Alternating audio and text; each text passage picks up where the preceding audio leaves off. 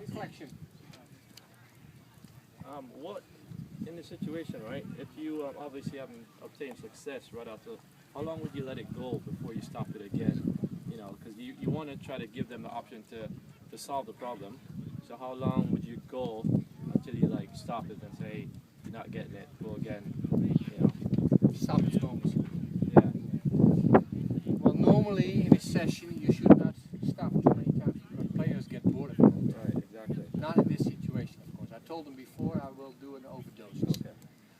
But, you know, this is only one session for me and you got the whole year for the kids, or a long time.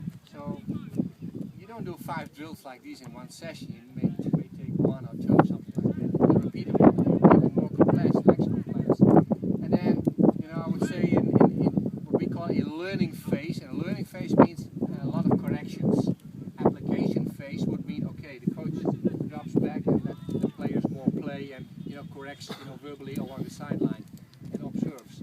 But in the learning phase of, let's say, 25 minutes, only maybe 5 stopping moments.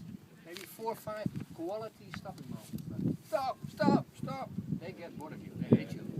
So that's the eye of the master, and the eye of the coach, and also in what mind are they, you know? Are they ready for you? Or no, something happens maybe, okay? Maybe you have to back off a little bit. You have to understand, you know, that's also the psychology. You know, coaches should be good psychologists on the field because you know your players, you know them all, how to handle them, how to treat them. Be always positive, always constructive. And give me some feedback because we're speaking about, you know, a lot of you focused on drills, but we should be focused on the actions of the coach, of me, because it's about coaching. You're here on this coaching course to be a good coach. Give me some feedback on my coaching actions. What do I do? How do I influence my coach? You can make it quite easy for them to solve it themselves. Like you just guide them a little bit, just not too much. You telling them. Yeah. So they can work it Not out. dictating, but bringing them in an environment of making choices. Because the game is making choices. The game is not from A to B to C and scoring. No, it's complex. And you have to help them to read the game. What else? You improve each area in a sequence.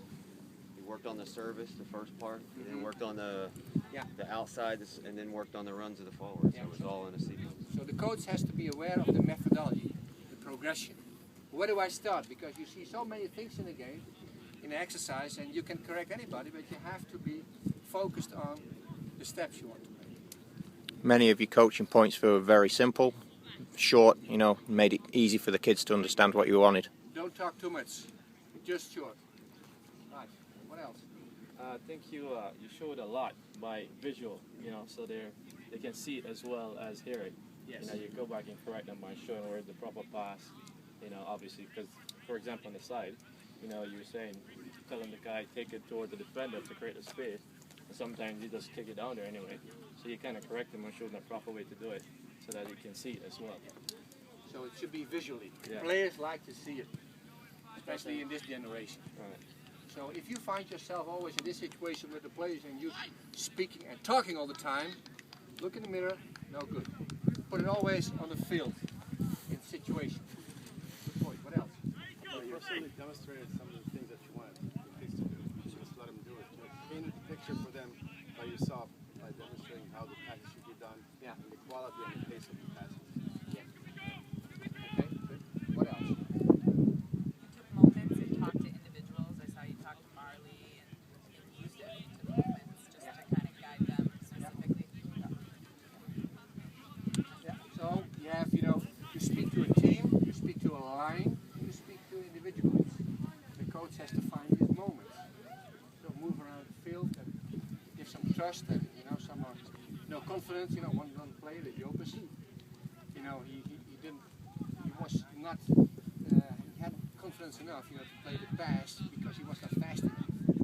So he stood up a little bit, helped him to do something.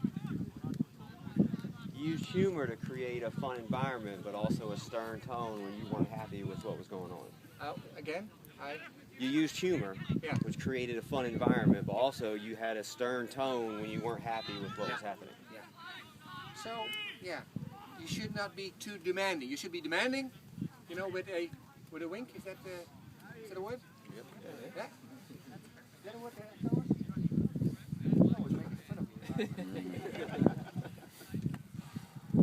What else? Because I'm looking for an answer from someone, and I'm missing one important answer about my coaching issue. Competition. Competitiveness, Fairness between very important. The opponent, very important. It must be game-like. Did you adapt the initial thought of your practice, because it seemed to be the beginning was more central play, and then obviously geared more towards the wide stuff? Were you expecting more the defense to shift more wide and you to see more penetrating balls and finishing in front of goal, and then adapted more to the wide? No, that was just my plan, to show you some exercises.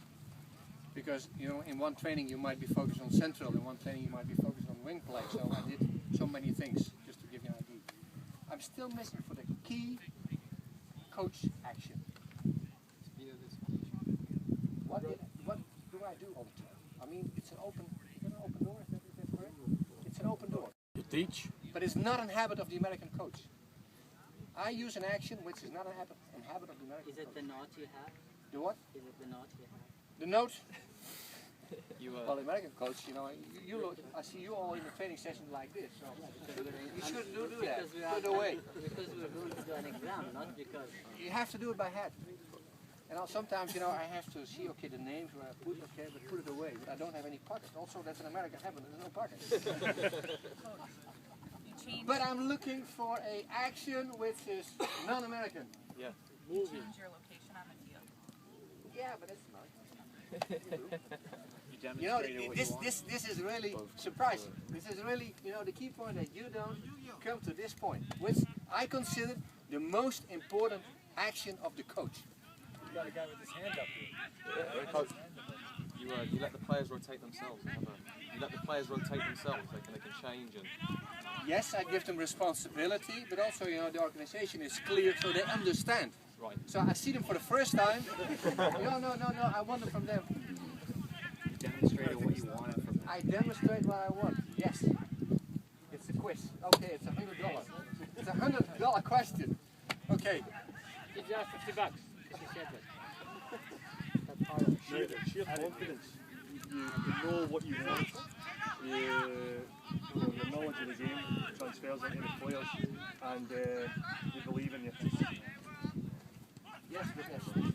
Not the answer I'm looking for. Okay, two more and I will help you. But price goes down to 50. You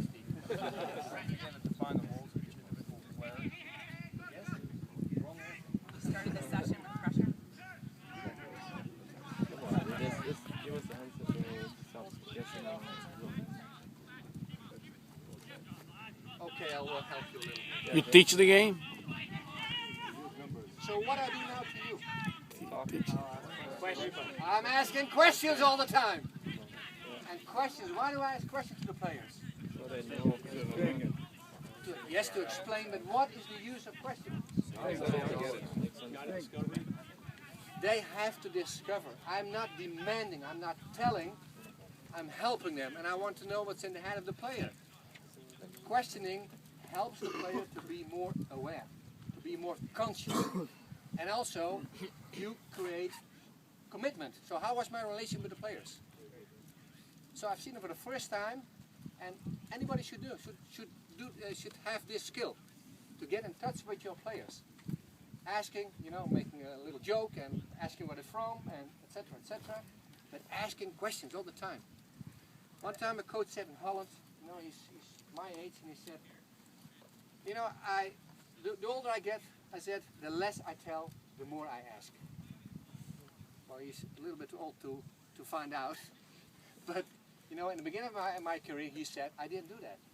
But it helps you a lot as a coach, because I want to know how the players, you know, experience the game. If I come in a dressing room halftime, the first question is standard. What? How'd you feel about that? More specific. What was our What do you think? What was our? topic? Yeah, or the game, you know, it's an international game. I said, guys, how are we doing? What was our plan? What was our plan to build up? What was our plan to defend? this and this and this, coach. Okay. How did we do?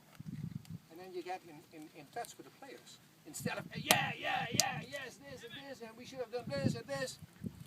Because that's a little bit the American way, telling, demanding. And, you know, you should turn it around. Because look to yourself, look in the mirror. Do you like to be demanded all the time? Because we all have, you know, we're all human beings and we like to do ourselves. In basic, we're all the same. But it's just the environment which is created.